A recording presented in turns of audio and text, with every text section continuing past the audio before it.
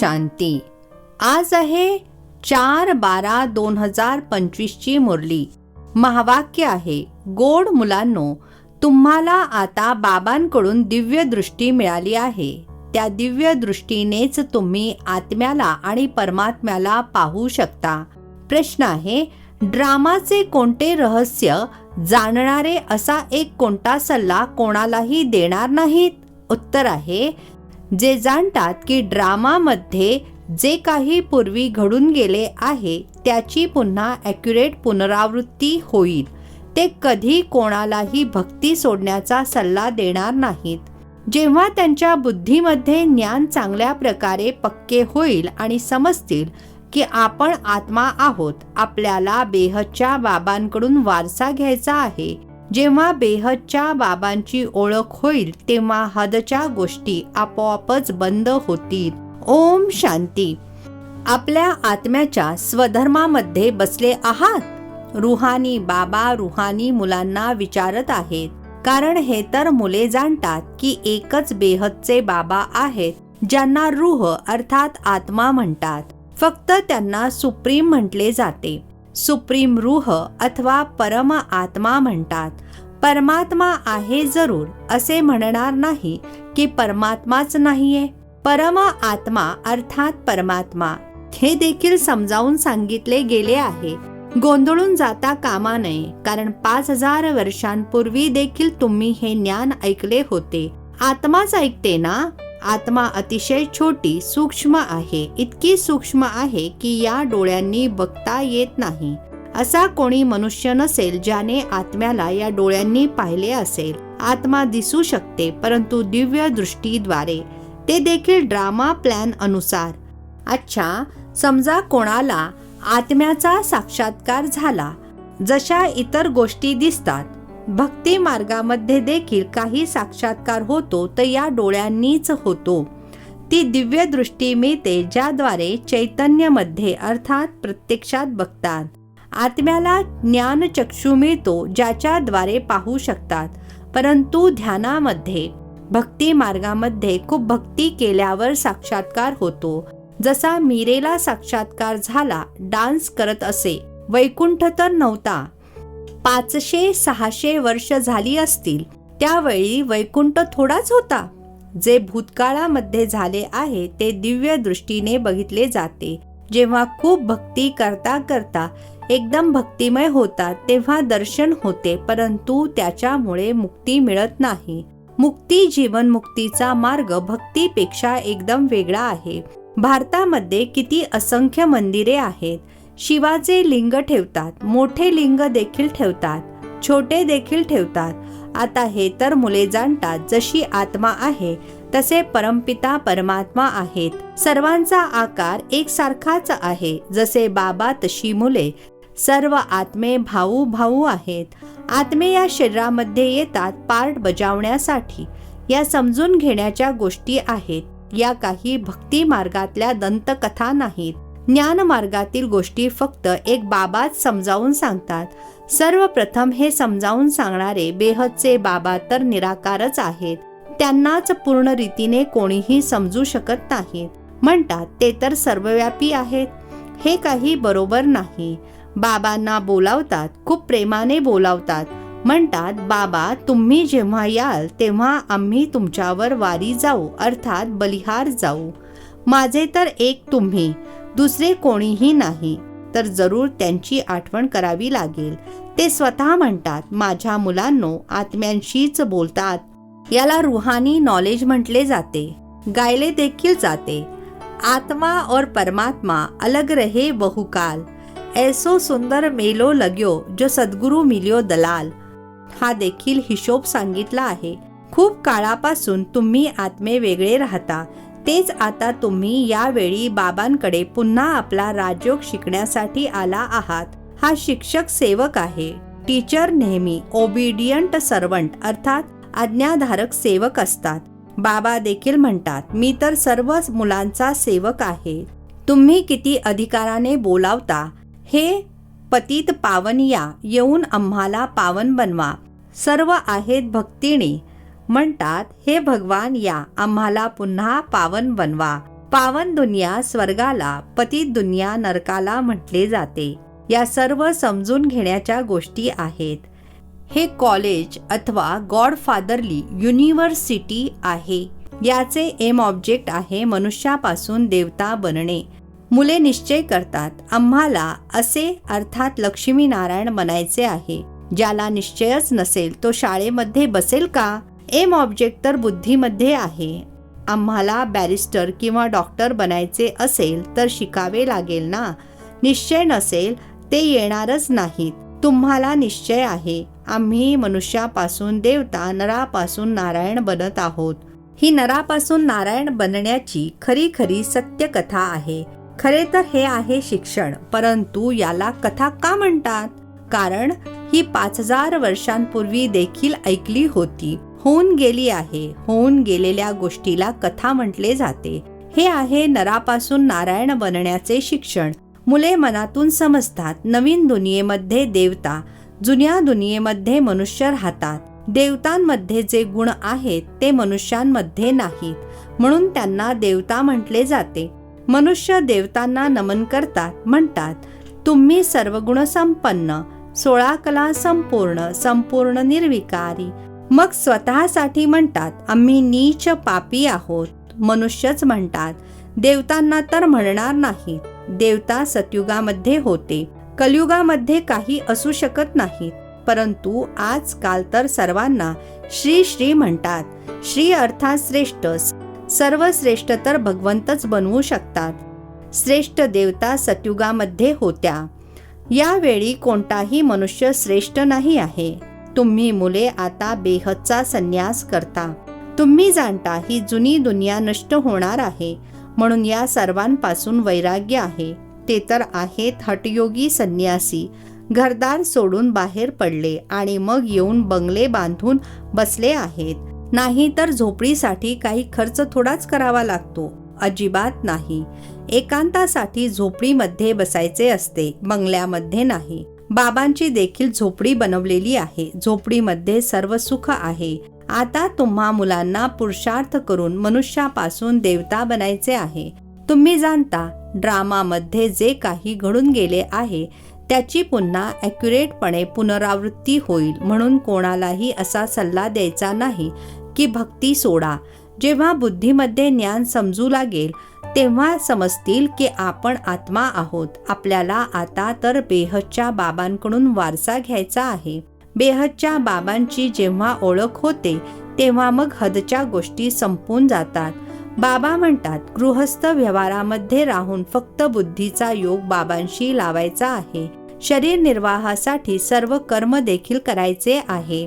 जसे भक्तीमध्ये देखील काही जण खूप नवधा भक्ती करतात. नियमाने दररोज जाऊन दर्शन करतात. देहधारींकडे जाणे ती सर्व आहे भौतिक यात्रा. भक्ती मार्गामध्ये किती खस्ता खाव्या लागतात. इथे कुठलाही त्रास नाही. जेव्हा कोणी येतात तेव्हा समजावून सांगण्यासाठी बसवले जाते. बाकी आठवणीसाठी काही एका जागी बसायचे नाही आहे. भक्ती मार्गामध्ये कोणी श्रीकृष्णाचा भक्त असतो तर असे नाही की तो चालता फिरता श्रीकृष्णाची आठवण करू शकत नाही. म्हणून जे शिकले सवरलेले मनुष्य असतात ते म्हणतात, श्रीकृष्णाची मूर्ती तर घरात ठेवलेली असते, मग तुम्ही मंदिरामध्ये का जाता? श्रीकृष्णाच्या अर्थात चित्राची मूर्तीची पूजा तुम्ही कुठेही करा. अच्छा, चित्र नका ठेवू, आठवण करत राहा. एखादी वस्तू पाहिली की मग ती लक्षात राहते. तुम्हाला देखील हेच सांगतात. शिवबाबांची तुम्ही घर बसल्या आठवण करू शकत नाही काय? ही तर आहे नवीन गोष्ट. शिवबाबांना कोणीही जाणत नाहीत. नाव रूप देश काळाला सुद्धा जाणत नाहीत. म्हणतात सर्वव्यापी आहे. आत्म्याला तर परमात्मा म्हटले जाऊ शकत नाही. आत्म्याला बाबांची आठवण येते, परंतु बाबांना जाणत नाहीत. तर 7 दिवस समजावून सांगावे लागेल. नंतर मग विस्ताराने देखील पॉइंट समजावून सांगितले जातात. बाबा ज्ञानाचा सागर आहेत ना. किती काळापासून ऐकत आला आहात, कारण नॉलेज आहे ना. तुम्ही समजता आपल्याला मनुष्यापासून देवता बनण्याचे नॉलेज मिळत आहे. बाबा म्हणतात, तुम्हाला नवीन नवीन गूढ गोष्टी ऐकवतो. तुम्हाला मुरली मिळत नाही तर तुम्ही किती ओरडता. बाबा म्हणतात, तुम्ही बाबांची तर आठवण करा, मुरली वाचता आणि मग विसरून जाता. सर्वात आधी तर याची आठवण करायची आहे की मी आत्मा आहे, इतका छोटा बिंदू आहे. आत्म्याला देखील जाणून घ्यायचे आहे. म्हणतात की यांच्या आत्म्याने जाऊन दुसऱ्यामध्ये प्रवेश केला. आपण आत्मेचा जन्म घेत घेत आता पतित अपवित्र बनलो आहोत. अगोदर तुम्ही पवित्र गृहस्थ धर्मामध्ये होता. लक्ष्मी नारायण दोघेही पवित्र होते, मग दोघेही अपवित्र बनले, पुन्हा मग दोघेही पवित्र बनतात. तर काय अपवित्रचे पवित्र बनले की पवित्र जन्म घेतला? बाबा बसून समजावून सांगत आहेत की तुम्ही कसे पवित्र होता, मग वाम मार्गामध्ये गेल्याने अपवित्र बनला आहात. पुजारीला अपवित्र, पूज्यला पवित्र म्हणणार. संपूर्ण जगाचा इतिहास भूगोल तुमच्या बुद्धीमध्ये आहे. कोण कोण राज्य करत होते, कसे त्यांना राज्य मिळाले हे तुम्ही जाणता. इतर असा कोणीही नाही जो जाणत असेल. तुमच्याकडे देखील पूर्वी हे नॉलेज रचता आणि रचनेच्या आदी मध्य अंताचे नव्हते. जणू नास्तिक होता, जाणत नव्हता. नास्तिक बनल्याने किती दुःखी बनता. आता तुम्ही आला आहात हे देवता बनण्यासाठी. तिथे किती सुख असेल. दैवी गुण देखील इथेच धारण करायचे आहेत. प्रजापिता ब्रह्माची संतान भाऊ बहिणी झालात ना. क्रिमिनल दृष्टी अर्थात विकारी दृष्टी जाता कामा नये, यामध्येच मेहनत आहे. डोळे अतिशय क्रिमिनल अर्थात विकारी आहेत. सर्व अवयवांमध्ये सर्वात जास्त विकारी आहेत डोळे. अर्धा कल्प विकारी, अर्धा कल्प निर्विकारी असतात. सतयुगामध्ये विकारी असत नाहीत. डोळे विकारी असतात तेव्हा असुर म्हटले जाते. बाबा स्वतः म्हणतात, मी पतित दुनियेमध्ये येतो. जे पतित बनले आहेत त्यांनाच पावन बनायचे आहे. मनुष्य तर म्हणतात, हे स्वतःला भगवान म्हणून घेतात. कल्प वृक्षाच्या झाडामध्ये बघा, एकदम तमोप्रधान दुनियेच्या शेवटी उभे आहेत. तेच मग तपस्या करत आहेत. सतयुगापासून लक्ष्मी नारायणाची डिनायस्टी अर्थात घराणे चालते. संवत देखील या लक्ष्मी नारायणापासून मोजले जाईल. म्हणून बाबा म्हणतात, चित्रामध्ये लक्ष्मी नारायणाचे राज्य दाखवता तर त्यामध्ये लिहा. यांच्या 1250 वर्षानंतर त्रेता. शास्त्रांमध्ये मग लाखो वर्ष लिहिली आहेत. रात्रंदिवसाचा फरक झाला ना. ब्रह्माची रात्र अर्धा कल्प, ब्रह्माचा दिवस अर्धा कल्प. या गोष्टी बाबाच समजावून सांगतात. तरीही पुन्हा म्हणतात, गोड मुलांनो, स्वतःला आत्मा समजा आणि बाबांची आठवण करा. त्यांची आठवण करता करता तुम्ही पावन बनाल. मग अंतमती सोगती होईल. बाबा असे म्हणत नाहीत की इथे बसून राहा. सेवाभावी मुलांना तर बसूही देणार नाहीत. सेंटर्स, म्युझियम इत्यादी उघडत राहतात. कित्येकांना निमंत्रण वाटतात की येऊन गॉडली बर्थराईट विश्वाची बादशाही घ्या. तुम्ही बाबांची संतान आहात. बाबा आहे स्वर्गाचे रचयिता, तर तुम्हाला देखील स्वर्गाचा वारसा मिळाला पाहिजे. बाबा म्हणतात, मी एकदाच स्वर्गाची स्थापना करण्यासाठी येतो. एकच दुनिया आहे जिचे चक्र फिरत राहते. लोकांची तर अनेक मते, अनेक गोष्टी आहेत. मतमतांतरे किती आहेत. याला म्हटले जाते अद्वैत मत. झाड किती मोठे आहे, किती शाखा उपशाखा निघतात, किती धर्मांचा विस्तार होत आहे. पहिले तर एक मत, एक राज्य होते. साऱ्या विश्वावर यांचे राज्य होते. हे देखील आता तुम्हाला माहीत झाले आहे. आपणच साऱ्या विश्वाचे मालक होतो. मग 84 जन्म भोगून गरीब बनलो आहोत. आता तुम्ही काळावर विजय प्राप्त करता. तिथे कधीही अकाली मृत्यू होत नाही. इथे तर बघा, बसल्या बसल्या मृत्यूमुखी पडतात. चारही बाजूने मृत्यूच मृत्यू आहे. तिथे असे होत नाही. पूर्ण आयुष्यभर जीवन जगतात.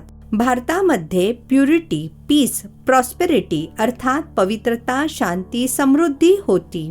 सरासरी 150 वर्ष आयुष्य असते. आता किती कमी आयुष्य असते. ईश्वराने तुम्हाला योग शिकवला तर तुम्हाला योगेश्वर म्हणतात. तिथे थोडेच असे म्हणतील, यावेळी तुम्ही योगेश्वर आहात. तुम्हाला ईश्वर राजयोग शिकवत आहेत. मग राजेश्वर बनायचे आहे. आता तुम्ही ज्ञानेश्वर आहात. नंतर मग राजेश्वर अर्थात राजांचाही राजा बनाल. अच्छा, गोड गोड खूप खूप वर्षांनंतर भेटलेल्या मुलांप्रती माता-पिता बापदादांची प्रेमपूर्वक आठवण आणि सुप्रभात. आत्मिक पित्याचा आत्मिक मुलांना नमस्ते. आम्हा आत्मिक मुलांचा आत्मिक पित्याला नमस्ते. धारणेसाठी मुख्य सारांश आहे. पहिला पॉइंट आहे, डोळ्यांना सिव्हिल अर्थात शुद्ध बनविण्याची मेहनत करायची आहे.